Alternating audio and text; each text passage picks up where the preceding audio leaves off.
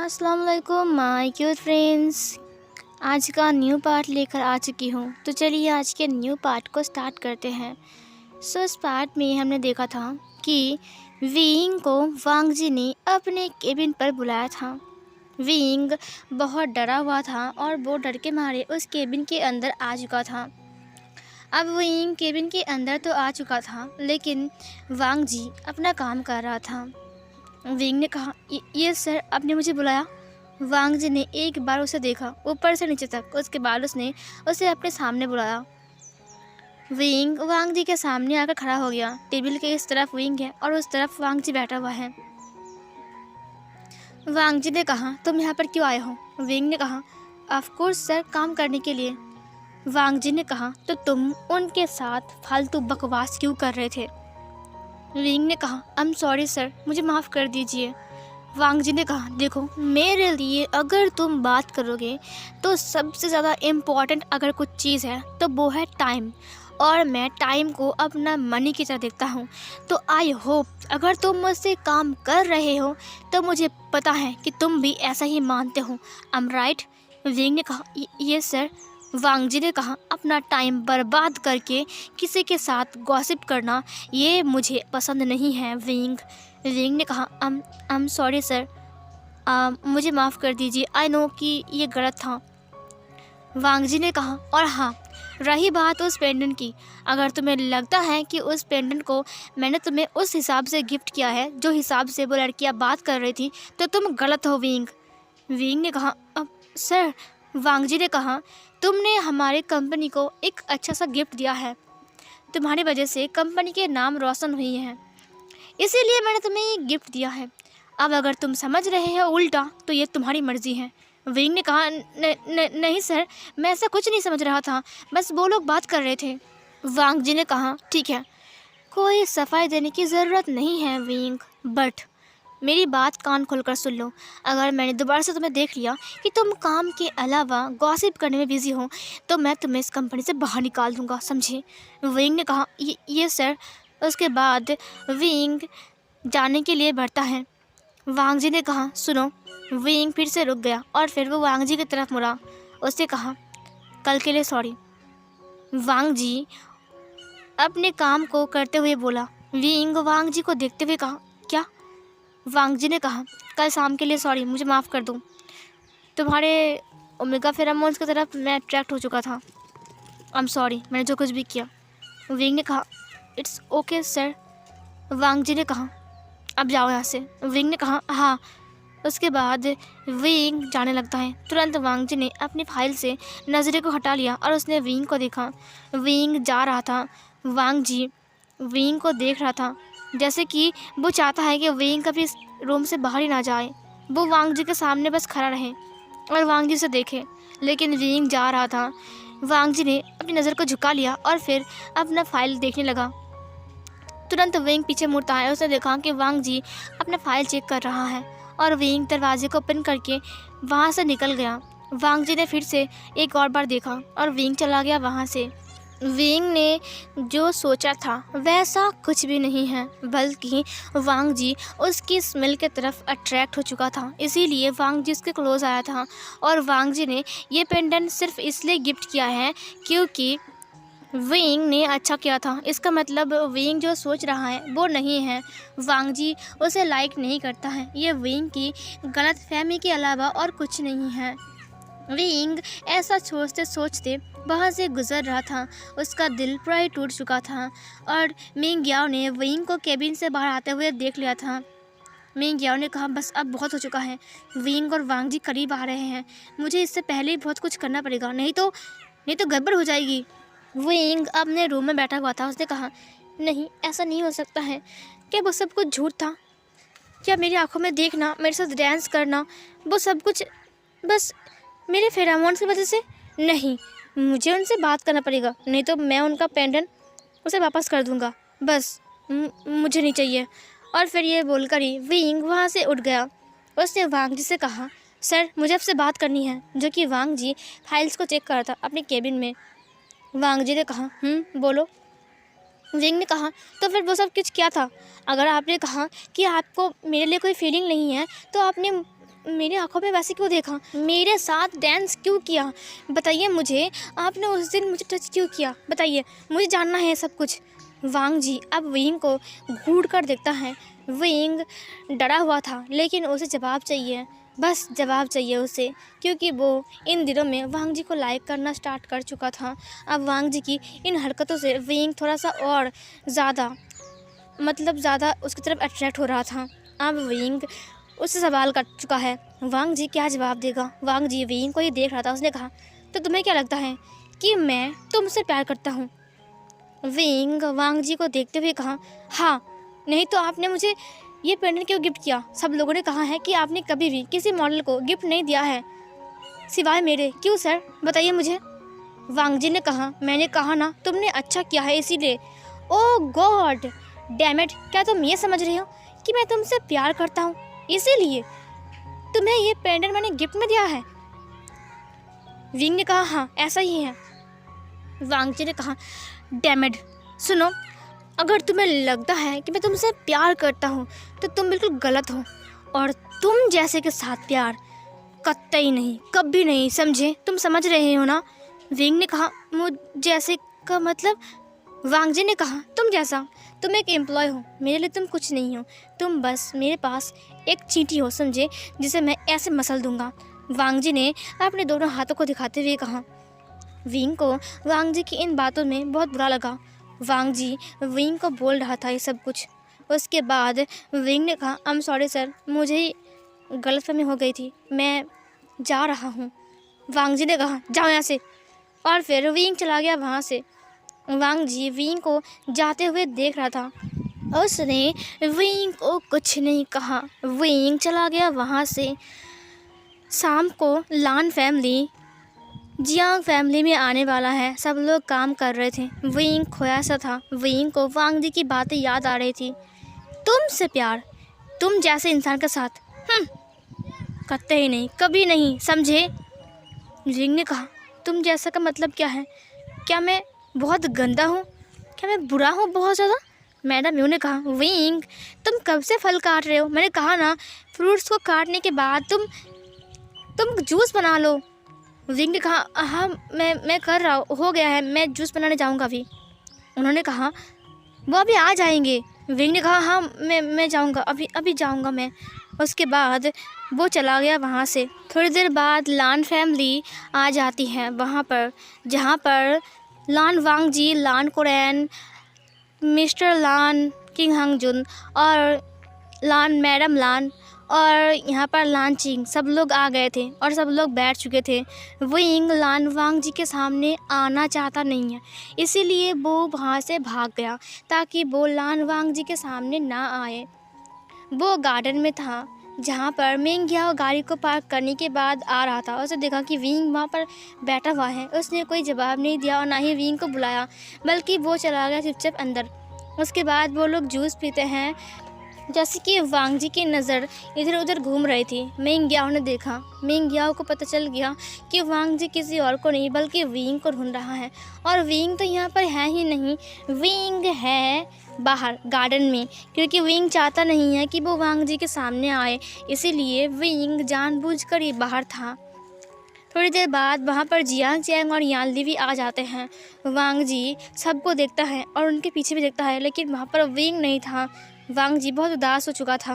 Ming याओ ने वांग जी की नज़र को देखा, वो समझ गया। उसने कहा, नहीं, कभी भी नहीं, विंग सिर्फ मेरा है, विंग तुम्हारा नहीं हो सकता है। लान वांग जी, तुम कोशिश कर लो, लेकिन विंग को मैं तुम्हारे पास आने नहीं दूंगा।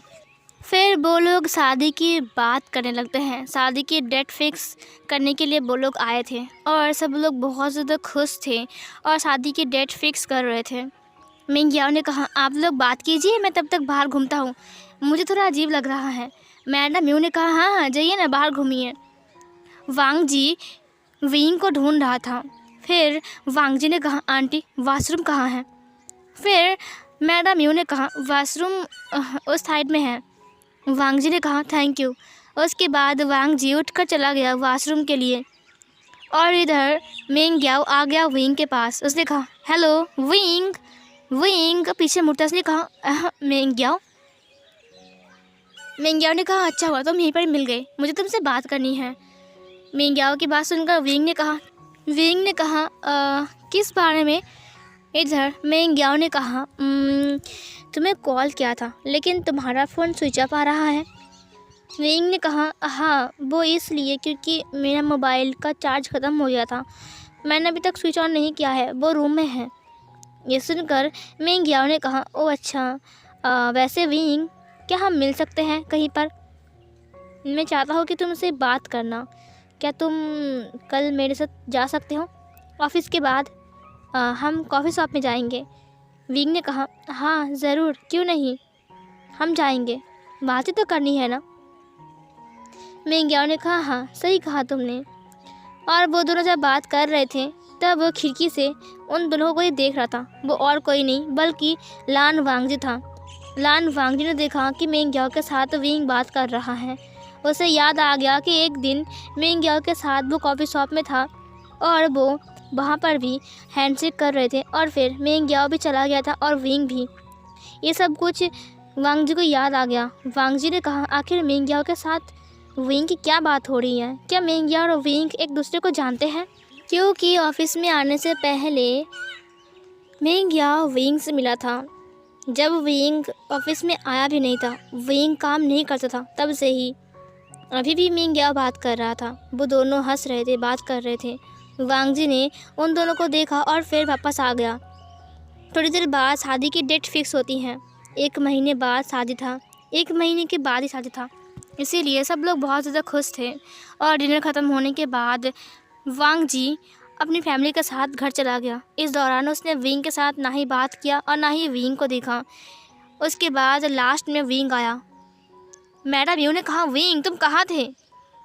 विंग ने कहा मैं बाहर था, मुझे अजीब लग रहा था इसीलिए मैं चला गया था बाहर।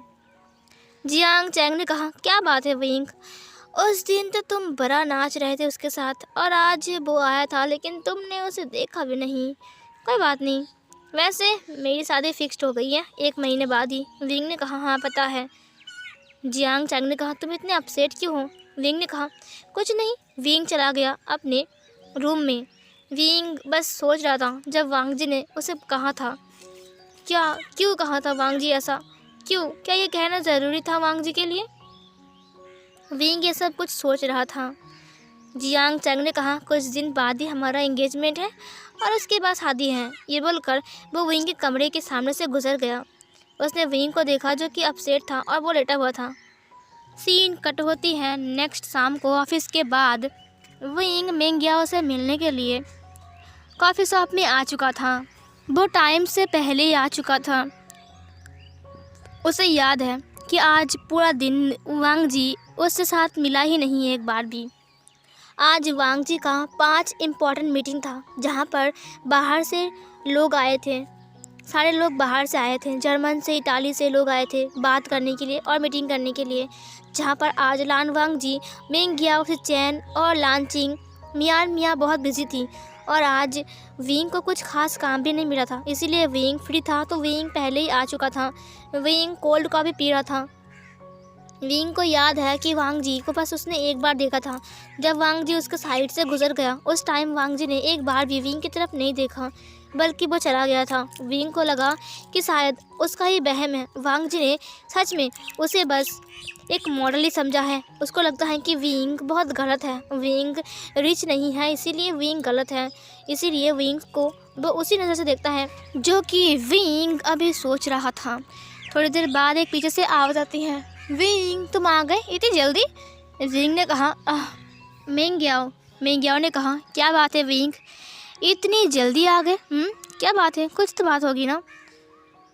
मिंग्याओ ने कहा विंग तुम इतने उदास क्यों लग रहे हो, क्या बात है? क्या मैंने लेट किया इसीलिए विंग नाराज़ है? विंग ने कहा नहीं ऐसी कोई बात नहीं है, मैं क्यों भला नाराज़ रहूँगा, मैं नाराज़ नहीं हूँ।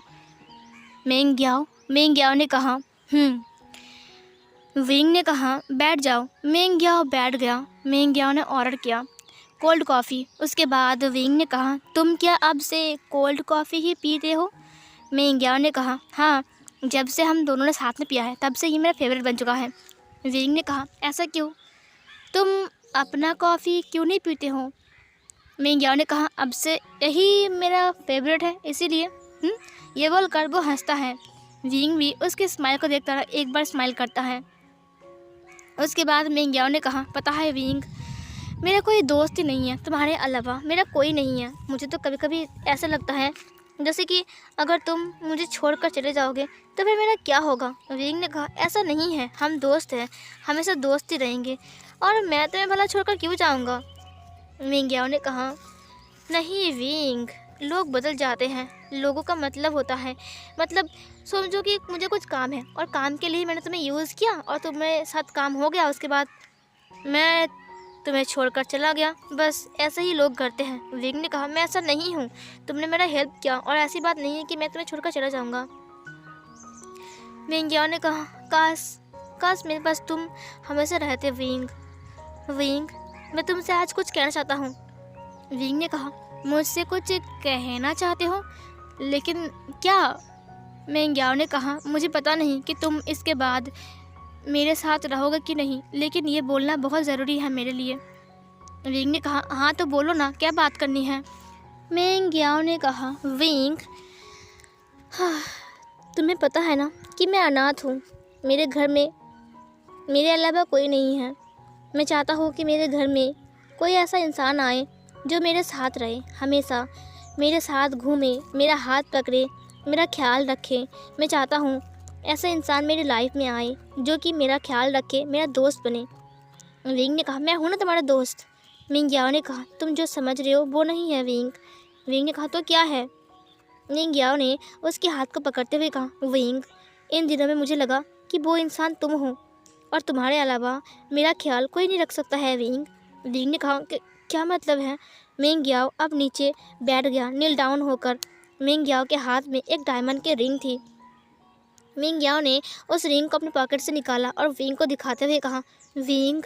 विंग मिंग को हाँ करके देख रहा था। मिंग की आंखों में आंसू थे और मिंग ने कहा, विंग देखो, मुझे पता है कि ये सब बोलना अच्छी बात नहीं है, लेकिन सच कहूँ विंग, मैं तुमसे प्यार करता हूँ। मुझे लगता है कि मैं तुम्हारे अलावा नहीं जी सकता। विंग, प्लीज़ प्लीज़ मेरे लव को एक्सेप्ट कर लो, प्लीज़ मेरे साथ जुड़ जाओ। देखो, तुम्हारा भी इस दुनिया में कोई नहीं है। हाँ, तुम्हारे पास एक फैमिली है जो तुम्हें ऊपर वाले ने दिया है, लेकिन मेरे पास ऐसा कुछ नहीं है।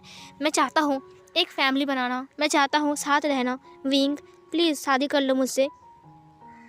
ये सुनकर विंग शॉक, जैसे कि वो आसमान से गिरा। वो हाँ करके मिंग को घूर रहा था। उसको समझ में नहीं आया कि ये सब कुछ क्या हो रहा है। मिंग उसे प्रपोज कर रहा है, क्या विंग सपना देख रहा है? ये सब कुछ क्या हो रहा है? मिंग ने कहा, विंग तुम्हें क्या हुआ है विंग? लेकिन विंग तो शौक में था, वो बस मिंग को घूर रहा था और वो मिंग को घूर घूर कर देख रहा था। मिंग ने उसे देखते हुए कहा, अच्छा मैं समझ गया, तुम मुझे प्यार नहीं करोगे, तुम मेरे लव को एक्सेप्ट नहीं करोगे। मुझे पता है, मैं अनाथ हूँ ना, इसीलिए सब लोग मुझे पसंद नहीं करते हैं। मैं जब भी सोचता हूँ कुछ, वो नहीं होता है। ये बोलकर मिंग रोने लगा। मिंग को रोते हुए देखकर विंग को बहुत बुरा लगा। मिंग ने कहा, हाँ मुझे पता है विंग, तुम भी यही सोच रहे हो कि एक अनाथ के साथ ज़िंदगी बिताऊंगा, उसका तो कोई नहीं है ना। विंग, मुझे माफ़ कर दो, मेरी ये फीलिंग गलत थी। मुझे जीने का कोई हक नहीं है, मुझे किसी का प्यार पाने का कोई हक नहीं है। विंग को बहुत बुरा लगा, जिस इंसान ने विंग की इतने हेल्प किया वो इंसान विंग की वजह से रो रहा है। विंग ने कहा, ऐसी बात नहीं है मिंग ने कहा, ऐसी ही बात है विंग, इसीलिए तुमने मेरे लव को एक्सेप्ट नहीं किया। विंग ने कहा, नहीं, तुमने मुझे शादी के लिए प्रपोज किया है। देखो, तुमने जैसे कि कहा कि तुम अनाथ हो, तुम्हारा कोई नहीं है, लेकिन मेरा तो है ना, मेरा अंकल है, आंटी है, जिन्हें मैं मॉम और डैड बोलता हूँ। तुम इस तरह से मुझे शादी का प्रपोज दोगे और फिर मैं उनसे ना बात करके तुम्हें हाँ बोल दूंगा, ये तो अच्छी बात नहीं है ना, क्योंकि बचपन से उन्होंने मुझे बड़ा किया है। विंग ने कहा, तो उनसे बात करो ना विंग, मैं चाहता हूँ तुम्हारे साथ रहना, प्लीज़ ना विंग, प्लीज़। विंग पहले मिंग को देखता है, उसके बाद मिंग ने कहा, हाँ मैं समझ गया, तुम नहीं करोगे, कोई बात नहीं विंग। विंग ने कहा, नहीं ऐसी बात नहीं है मिंग, तुम गलत समझ रहे हो। फिर मिंग ने कहा, मुझे बुरा लग रहा है विंग। विंग ने कहा, देखो मिंग, मेरी बात सुनो, तुम जो समझ रहे हो वो गलत है। दरअसल बात ऐसी कि मैं तभी मिंग याओ ने कहा, हाँ मैं समझ गया विंग, मैं अच्छा नहीं हूँ, मैं बहुत बुरा हूँ ना विंग, मैं बहुत बुरा हूँ। विंग ने कहा ठीक है मैं शादी करूँगा, प्लीज़ ऐसा मत करो। मिंग याओ के ऊपर विंग को दया आ रहा था। अब विंग को पता नहीं है ना कि यहाँ पर मिंग याओ क्या चाल चल रहा है। उसने मिंग याओ का रोना देखा। जिस इंसान ने उसे हेल्प किया था वो इंसान रो रहा है उसकी वजह से, इसीलिए विंग ने शादी के लिए हाँ बोल दिया था। तुरंत मिंग याओ ने अपने रिंग को विंग को पहना दिया। सीन कट होती है जब वो दोनों बाहर आ गए थे कॉफ़ी शॉप से बात करते हुए। तब उसी टाइम पर ही वांग जी वहाँ से गुजरा था और फिर से वांग जी ने उन दोनों को साथ में देख लिया।